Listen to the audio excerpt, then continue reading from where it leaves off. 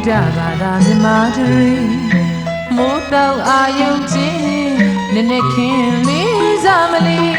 စွမ်းမရင်ချမ်းကလူတော်လို့မသွေမြဝေရစီလို့ကြောင့်ဆုတောင်းမြတ်တာဝေ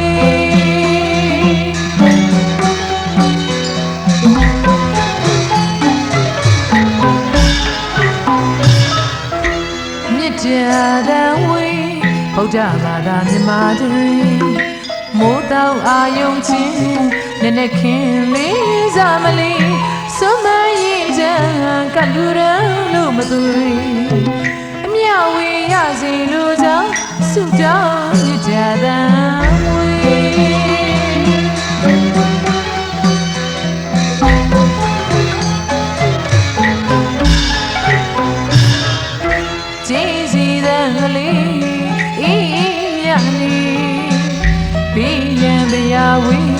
ဝေဝေကြစေကြည်စီတဲ့ကလေးမြတ်လေးဘေးရန်ဗျာဝေဝေကြစေသာသနာ့ရောဝါထွန်းနေကျွန်တော်လက်ရမျက်စမူမလေးမိတ်ပေါင်းတွေနမိတ်ကောင်းပြီမြစ်ကြရေလောင်းဆုတောင်းတဲ့ဝေဗုဒ္ဓ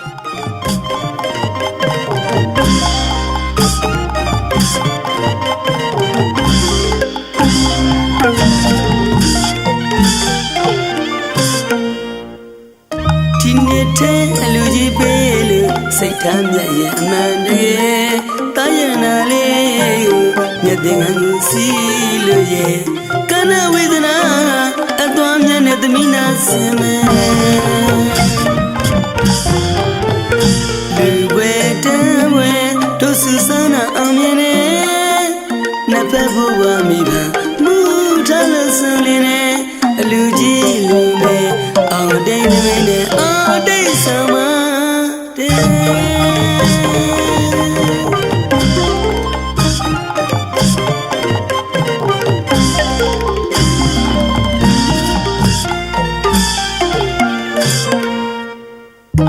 ဒီနေ့တည်းအလူကြီးပေးလို့စိတ်ထားမြဲရဲ့အမှန်တကယ်တာယနာလေးကိုမြတ်တဲ့ငန်းကိုစီလို့ရဲ့ကံတော်ဝိသနာအတော်မြနဲ့သမီးနာစေလူပွေတန်းပွေတို့စုဆောင်ကအောင်မြင်တယ်နှစ်ဖက်ဘဝမိဘအမှုထားလို့ဆုံးနေတယ်အလူကြီးလူမေအောင်အတိတ်နမိတ်နဲ့အောင်အတိတ်ဆောင်ပါတယ်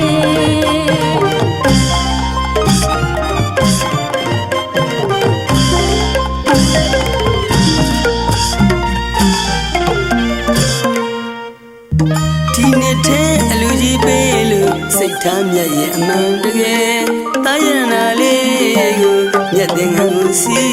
လို့ရဲ့ကနဝေဒနာအတော်မြတ်နဲ့သမီးနာစင်မယ်လူဝဲတံဝဲတို့စုဆောင်တာအောင်မြင်နေနတ်ဘက်ဘဝမိကမူထားလို့စံလေးနဲ့အလူကြီးလူဝဲအောင်တိတ်နေနဲ့အောင်တိတ်ဆောင်မ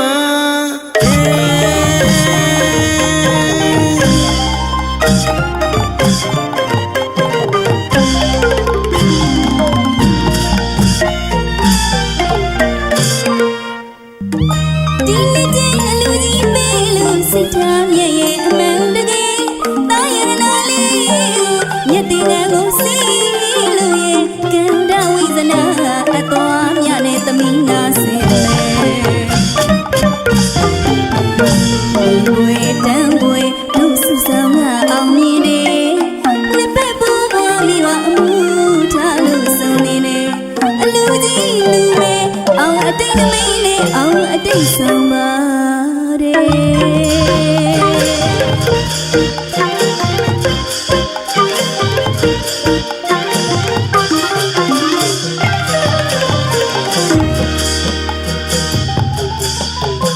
လူမကြီးလူတကာကြီးလူမကြီး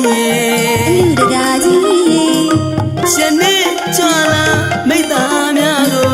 ကျေးဇူးတင်ပါတယ်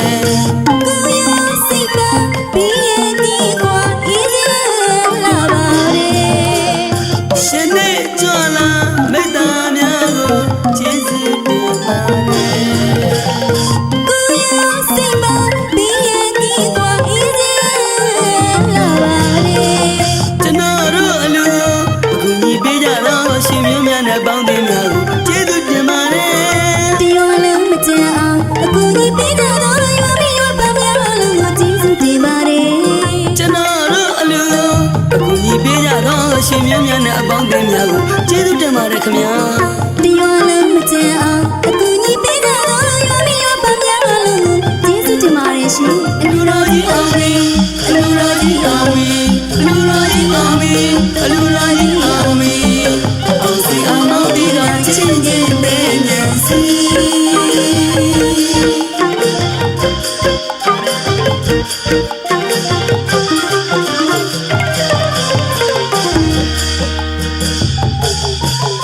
လူမကြီးရေ အလူတကာကြီး လူမကြီးရေ အလူတကာကြီး ရှင်နေကြွလာမိသားများကိုကျေးဇူးတင်ပါတယ် ကိုရစိတ်ပါဘီရဲ့ကြီးကွာအေးရဲ့လာပါလေ ရှင်နေကြွလာမိသားများကိုကျေးဇူးတင်ပါတယ် ကိုရစိတ်ပါဘီရဲ့ကြီးကွာအေးရဲ့လာပါလေ ကျွန်တော်တို့အလူ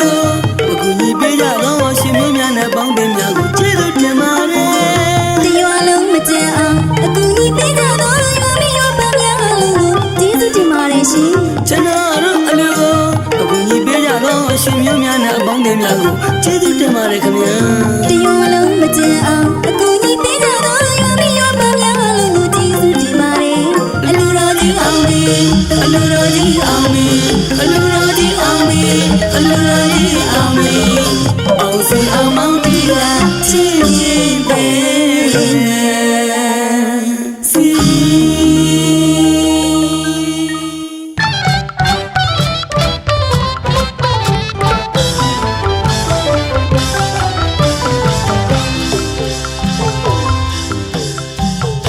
ဒီနေ့ဒီရက်တမနော်လူပွဲတော်ရင်တွေကပြောဘဝတောင်တရားတဲ့ဝဲမွေရအောင်ဒါနာတရားတွေလူလူကောင်းတော်ဘွားလူလူနိဗ္ဗာန်ကိုကြည်ကြည်ပြုသူတန်လန်းလို့စံမြညမယ်သူ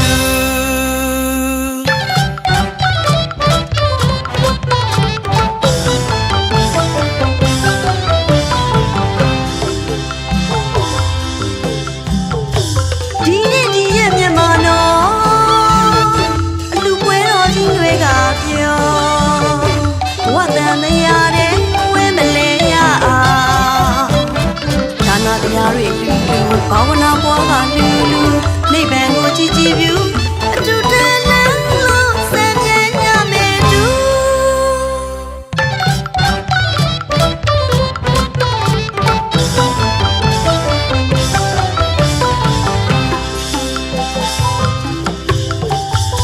မနတဲ့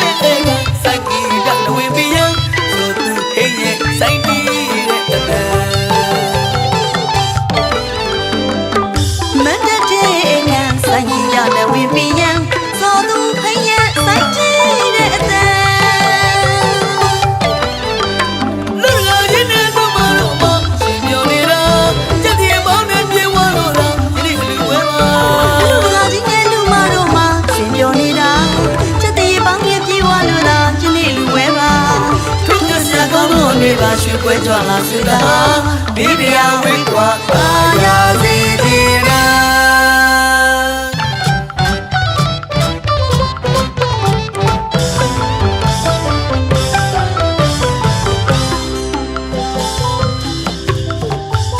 မနတဲ့ကစိုက်ကီတနဝေပြင်းဆိုသူဟင်းရဲ့စိုက်တီးတဲ့အတန် မတ်တဲ့ငန်းဆိုင်ကြီးတဲ့ဝင်ပြင်းစောသူခရဲ့ဆိုင်ကြီးတဲ့အတန် လူလာရင်နဲ့လူမတော့မရှင်ပြောနေတာစက်တီပေါင်းနဲ့ပြေဝလို့တာဒီလိုလူဝဲပါ လူကကြီးနဲ့လူမတို့မှရှင်ပြောနေတာချက်တည်းပေါင်းပြပြေဝလို့သာယနေ့လူဝဲပါ ထုံးစရာကောင်းလို့နေပါရွှေပွဲကြွလာစတာဒီတရားဝင်းกว่าပါရစေခြင်းနာ စေတနာပေါင်းတဲ့အလူပွဲမြူပြောကြမှာပဲ လူပြိုကောင်းတို့ပြောတဲ့ပွဲအပြိုကြီးများပါကဲ အပြူကောင်းတို့ပြောတဲ့ပွဲလူပြိုကြီးများပါကဲ သမင်းချက်တို့ပြောတဲ့ပွဲတညာလုံးချက်မှာပဲကဲကဲကဲကဲရောလုံး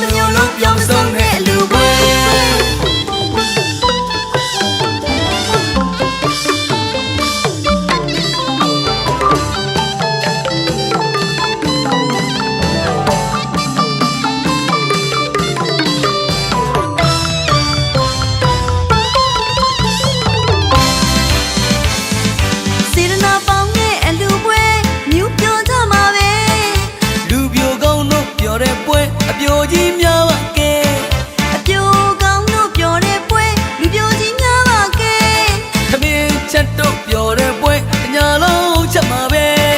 ကဲကဲကဲကဲဒီရွာလုံးမျိုးလုံးပြောမဆုံးတဲ့လူပွဲကဲကဲကဲကဲဒီရွာလုံးမျိုးလုံးပြောမဆုံးတဲ့လူပွဲကဲကဲကဲကဲဒီရွာလုံးမျိုးလုံးပြောမဆုံးတဲ့လူပွဲကဲကဲကဲကဲဒီရွာလုံးမျိုးလုံးပြောမဆုံးတဲ့လူပွဲ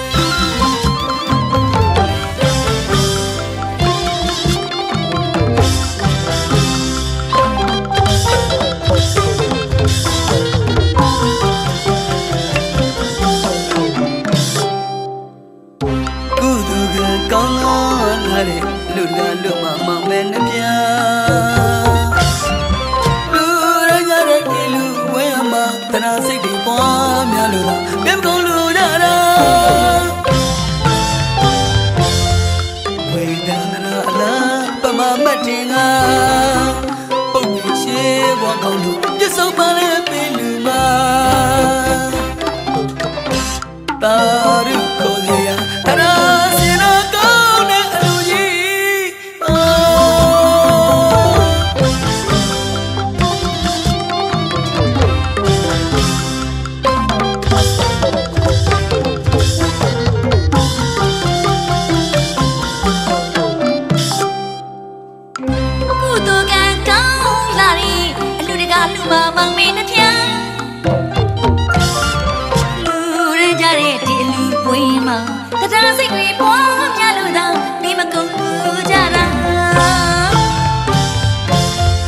ဝေတန္တရာလော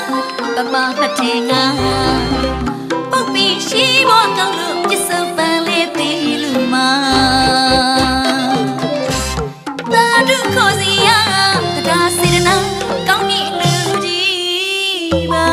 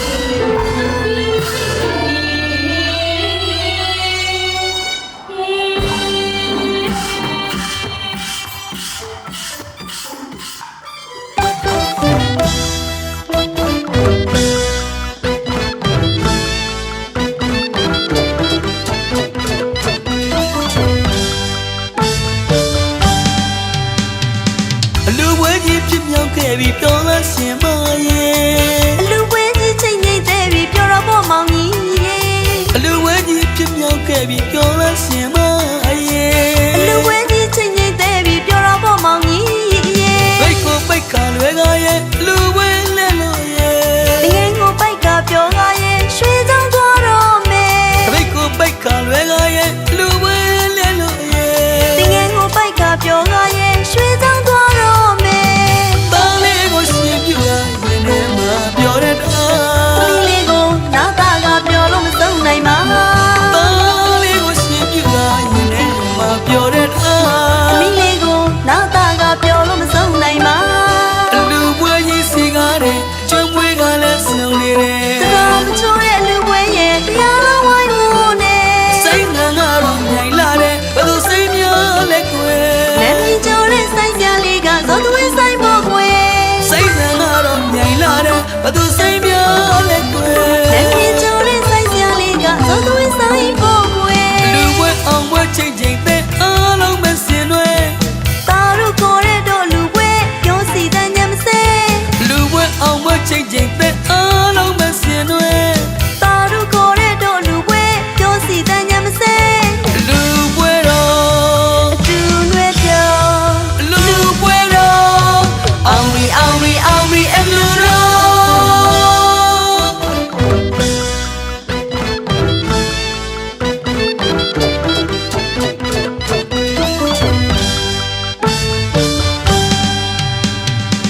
လူပွဲကြီးဖြစ်မြောက်ခဲ့ပြီးပြောလို့ရှင်မရဲ့ အလူပွဲကြီးချိန်ငိမ့်သေးပြီပြောတော့ဖို့မောင်ကြီးရေ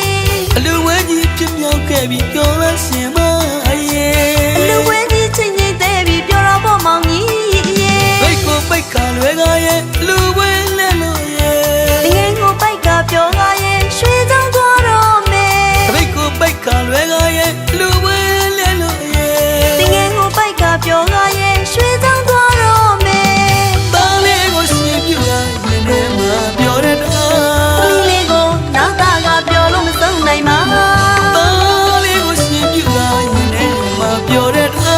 သမီးလေးကိုနောက်သားကပြောလို့မဆုံးနိုင်ပါ လူပွဲကြီးစီကားတဲ့ကျွမ်းမွေးကလည်းဆုံနေတယ် တတော်မချိုးရဲ့လူပွဲရဲ့တရားတော်ဝိုင်းလို့နဲ့ စိတ်ငန်းကတော့မြိုင်လာတယ်ဘယ်လိုစိတ်များလဲကွယ် လက်မီကျိုးတဲ့ဆိုင်စရာလေးကဇောသွေးဆိုင်ဖို့ကွယ် စိတ်ငန်းကတော့မြိုင်လာတယ်ဘယ်သူစိတ်များလဲကွယ် လက်မီကျိုးတဲ့ဆိုင်စရာလေးကဇောသွေးဆိုင်ဖို့ကွယ် လူပွဲအောင်ပွဲချိန်ချိန်တဲ့အားလုံးပဲဆင်နွယ် တာတို့ကိုတဲ့တို့လူပွဲပြောစီတန်ညမစဲ လူပွဲအောင်ပွဲချိန်ချိန်တဲ့အားလုံးပဲဆင်နွယ် တာတို့ကိုတဲ့တို့လူပွဲပြောစီတန်ညမစဲ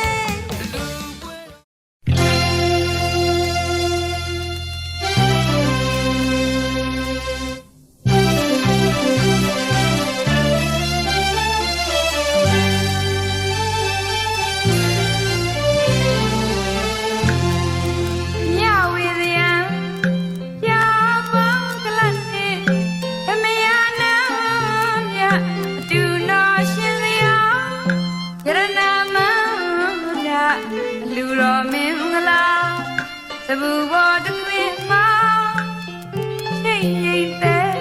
စီကားတိုင်းလိုက်စွာ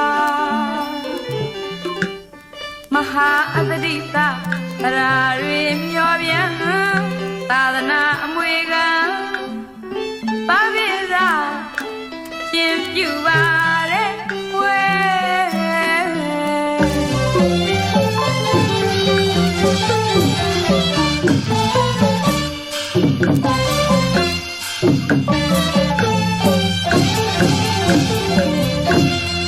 မြဝေဇယံပြပေါင်းကလတ်နေသမယနာမြအတူတော်ရှင်စရာယရနာမန္တလူတော်မင်္ဂလာသဘူဘောတခွင်မှာရှိတ်ငိမ့်တဲ့စီကားတိုင်းမြိုက်စွာမဟာအတ္တိတသရာတွေမျောပြန်သာသနာအမွေခံပါပိစာရှင်ပြုပါတဲ့ဝဲ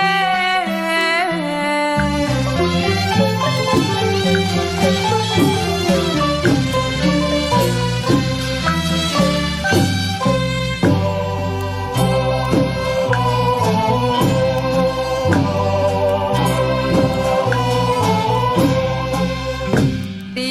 ရိဓမ္မာသုံးဆန်းရွှေ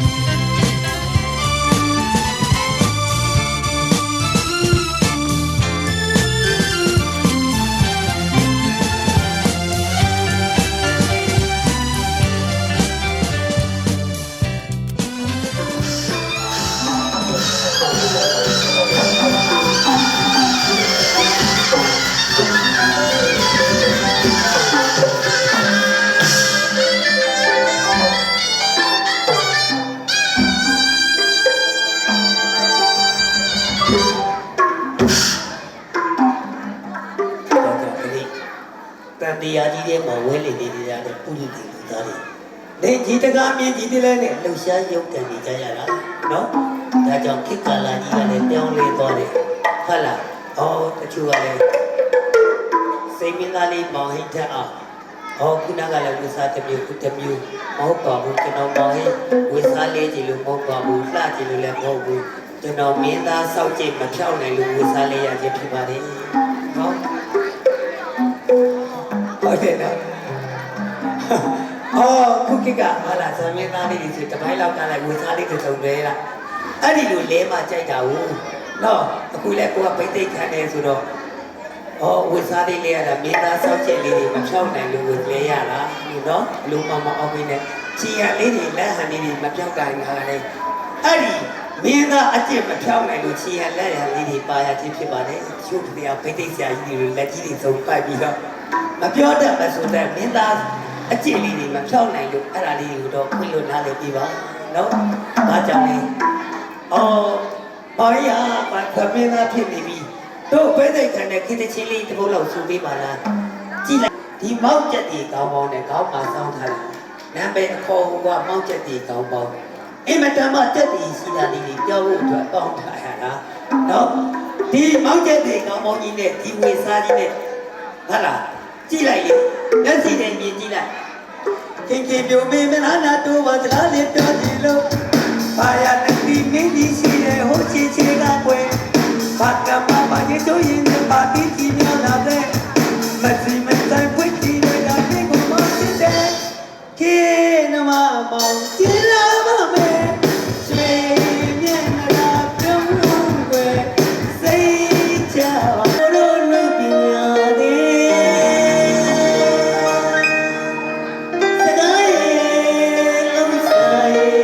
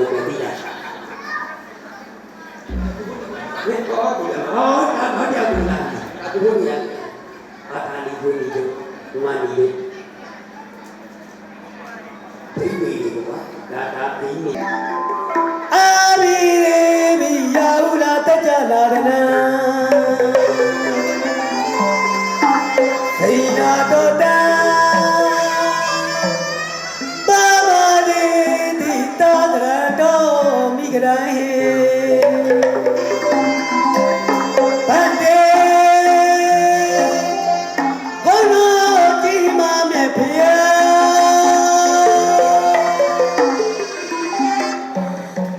နာရနာ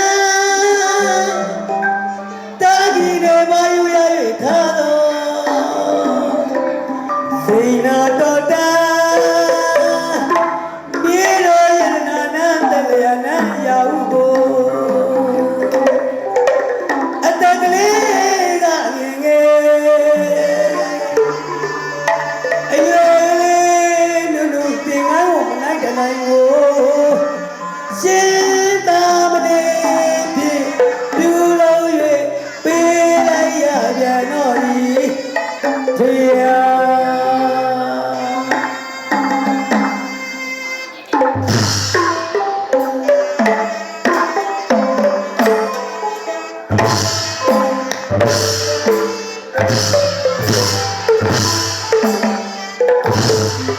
အရှိကိုရောက်ပါလို့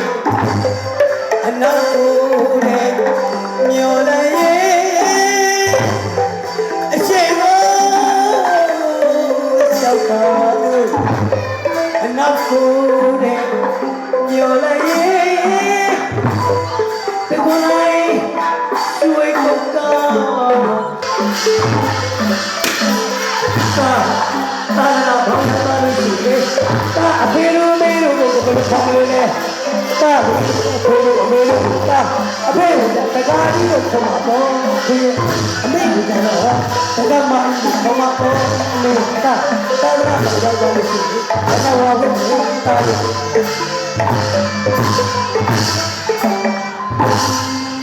သာကလေးရေမပိုက်ပါလို့သာမလေးရေမပိုက်ပါလို့သာကလေးအော်ရေမပိုက်ပါလို့ကြောင်းလို့တဲ့လိုက်မေးပြီးကြောင်းလို့လိုက်မေးပြီးကြောင်းလို့တဲ့လိုက်မေးပြီး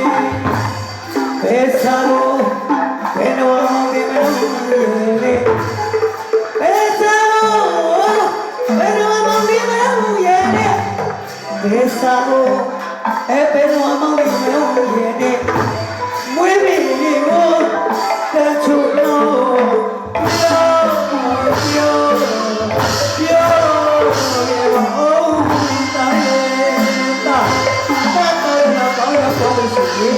တာအမေတို့ကတော့ခေးလေးကတော့ဘူးလေပါဒီကတော့ဟာတာတော့တဲ့တော့ဟာတိုင်းတာဒီဘာလို့ဒီထက်ကနေသင်္ကန်းတောင်းလေးရအောင်ချက်ခဲ့တော့တာသမနဲ့ဒီအာယုံကြီးလို့ဒါထဲမှာသုံးတယ်တော့အမေဆိုရင်တာအမေတို့အိမ်ကြီးသွားတယ်နော်တာသာသနာ့ဒီတာမင်းမင်းကလေတက္ကမကြီးက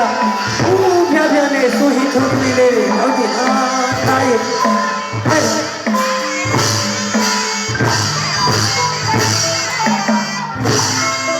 မမလေးတို့မျိုးရဲ့မမလေးတို့မျိုးမမလေးတို့မျိုးရဲ့အဝေးမှာတာရီကြောင့်ပါရီရွှေကြောင့်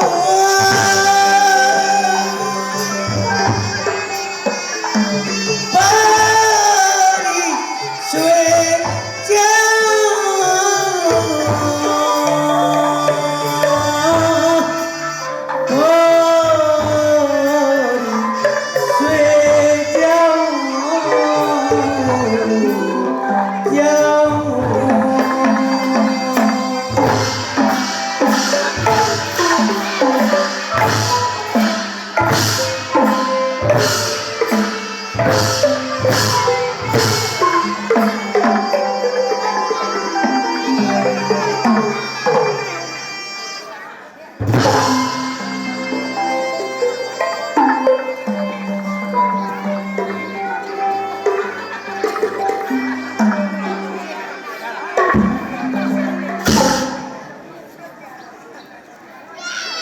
လာတာ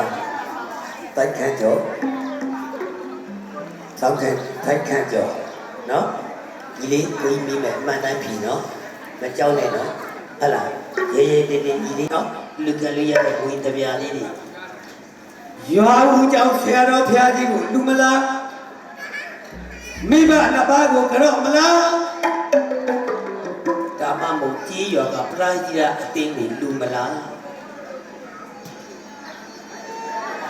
စကားပြီ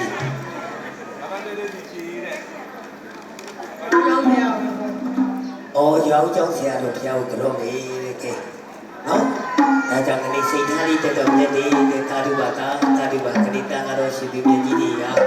ဒီရောင်းကြောင်းဆရာတော်ဖျားကြီးခဏဩဝါဒဆရာတော်ကြီးဖြစ်နော်လူတတ်နေတယ်နော်ဟုတ်လားဒါလေးတွေဒီလေးတို့ဒီမှာလေးတို့တော့ပြချင်ကြီးလိုက်ဘယ်လောက်ရတယ်ဆိုတာကိုကြီးပြောနော်ဟုတ်ပါလားရပြီနောက်ပတ်ထည့်ရမယ်နော်ဒီဘက်ကိုလေးပါတာပဲပြောမှာတမီးပြောမှာဒီဘက်ပြန်လာလို့လေရပြောမှာနော်1 2 3ဘာတော့အောင်ဒီလေးတို့ညီမလေးတို့ဖျားစင်ရှိတဲ့ဘက်ကိုလက်အုပ်ချီကြပါရှိပဲနဲ့လာဒီဘက်ကိုလာဒီဘက်ကိုလာဒီနာဟမ်ဟုတ်လားနော်အဲ့ဒါဒီလေးတို့အဲ့ဒီလိုဗုဒ္ဓဘုရားကအဲ့ဒါလက်ခုပ်တီးတာမဟုတ်ဘူးအဲ့ဒါအားပေးတာလူပညာသမားတွေတို့ဘာတွေကိုအားပေးတာဗုဒ္ဓဘုရားကတနေ့ကိုလက်ခုပ်3ချိန်တီးရမယ်ဆိုတာကမနက်ခင်းအာယုကျင်းတာနဲ့မျက်နှာလေးသိဘုရားရှင်ရှိကိုသွားဗုဒ္ဓံတရဏံကိစ္ဆာမိပါဘုရားပထမတစ်ချိန်တီးလိုက်ပြီဓမ္မံတရဏံကိစ္ဆာမိပါဘုရားနှစ်ချိန်တီးပြီတန်ခါတရဏံကိစ္ဆာမိပါဘုရားလို့အဲ့ဒီလိုတစ်နေ့ကို3ချိန်တီးရမယ်တဲ့မှတ်ထားနော်သူတော်မောင်လေးဟုတ်ပလားဘုရားမှာပါဘယ်မှကိုယ်ကိုယ်အားကိုးရမရှိဘူးဖြစ်ပါတယ်ဘုဗ္ဗေတော်ကြောင့်တနေ့မောင်ရှင်လောင်းဤနာရင်းများကဖရာတရားတန်ခါရနာသုံးပါကြော့မှာမဟုတ်ကျွန်တော်ကိုစိုင်းမင်းသားလေးကိုစောသူဟိတ်လို့ဖွဲ့တော်သားကထူးမချာနာရောင်းကြည့်တော့ဆိုတာဖွင့်ဗျာကြော့မယ်ညီလေးတို့ကလည်းကြော့မယ်ဘုတုံးကြီးကြကြော့မယ်စေ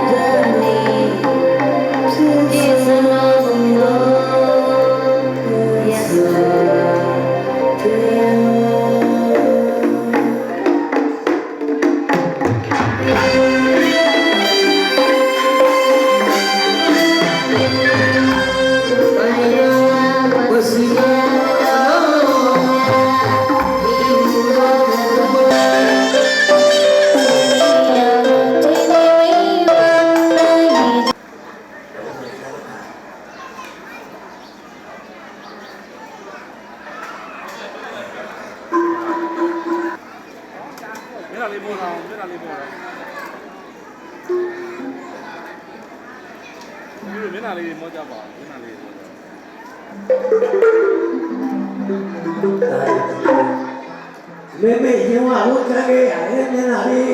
လက်သေးလေးနဲ့ကုတ်ထိတ်ခဲ့ရတဲ့အပြစ်လေးတွေရှိ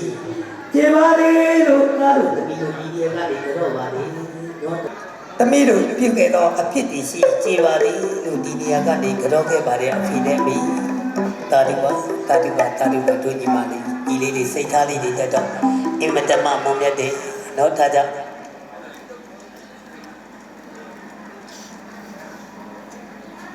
哦，婆婆那个罗嘛，那大的边，大的，哎，米家这个罗威哩呢。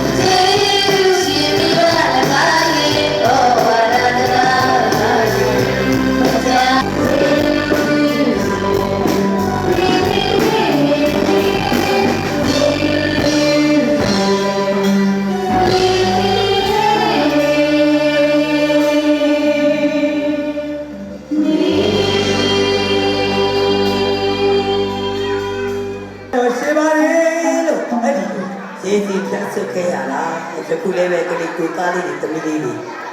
ကလေးသားကဘာမှကုတ်သွင်းနေတော့အဲ့ဒီရဲ့ကြီးတွေကိုရည်စည်ချက်ဆွရမှာတော့မယ်ခင်ဗျာအောင်စီတူအောင်စီတူအောင်စီတူတမမင်္ဂလာခတိယပယ်လေလေးဖြစ်ဖြစ်တဲ့တော့မြတ်အင်္ဂလာမင်္ဂလာတို့ကြောင့်တိတ်တည်းယနေ့မှာစရည်တည်ကြပါသေးတယ်တိတ်တည်းယနေ့မှာစရည်တည်ကြပါသေးတယ်တိတ်တည်းယနေ့မှာစရည်တည်ကြပါသေးတယ်ရည်တည်ဖြစ်သောမှာလို့အကူစမ်းမင်းသားလေးဇောသူရဲ့ထွက်လို့ဟောတာအောင်စီတူလာရင်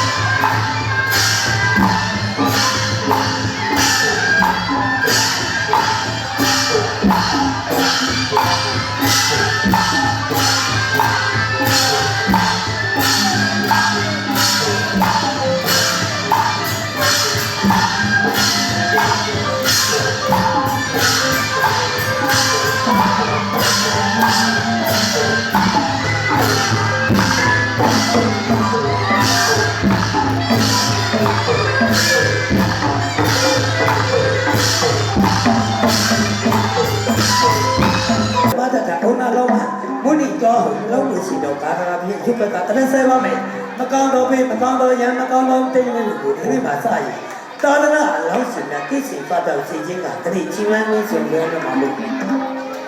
အလျံဝေးဝေးအလျံဝေးဝေးအလျံဝေးဝေးအလျံဝေးဝေးအလျံဝေးဝေးဒီလိုချက်တော့ရေရေမြူနိုင်တဲ့ကူရာယုတိစာမေတ္တာရဝေရလာတော့အလားတော့မတော်ဘူး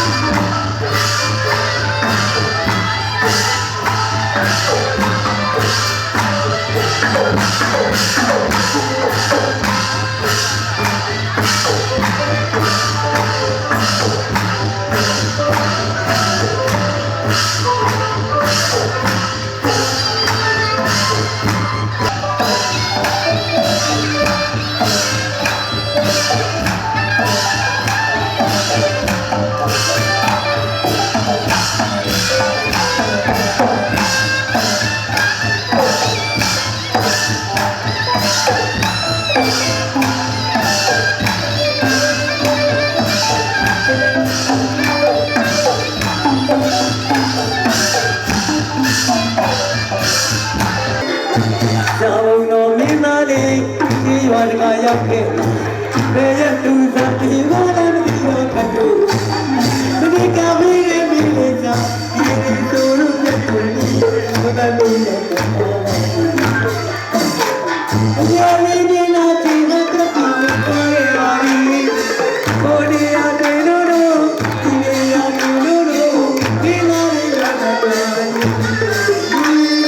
ရာမင်းကြောင်တော်မင်းသားလေးဒီရွာတကရောက်ခဲ့ကဲတူတာဒီလိုနဲ့ပြီးတော့လည်းဒီကပေးရတဲ့ကိစ္စအဲဒီလိုလိုနဲ့ပုံပြီးဘာလို့လဲ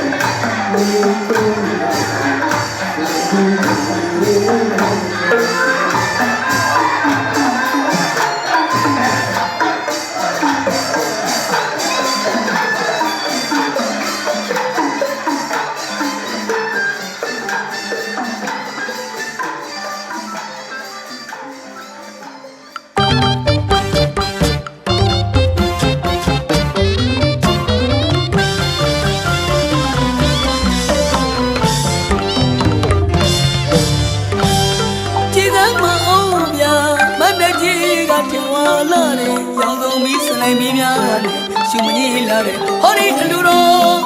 ကြည်သာမောင်မြမန္တကြီးကပြေဝလာတယ်ရောင်စုံပြီးစလိုက်မီးများနဲ့ရှုမကြီးလာတယ်ဟောဒီအလူတော်စိတ်စေရနာတရာနေကောင်းလို့ဒီဘဝမှာလည်းကျိုးနေတယ်လူမကြီးရဲ့နိဗ္ဗာန်ကြီးမှလို့လူကြမယ်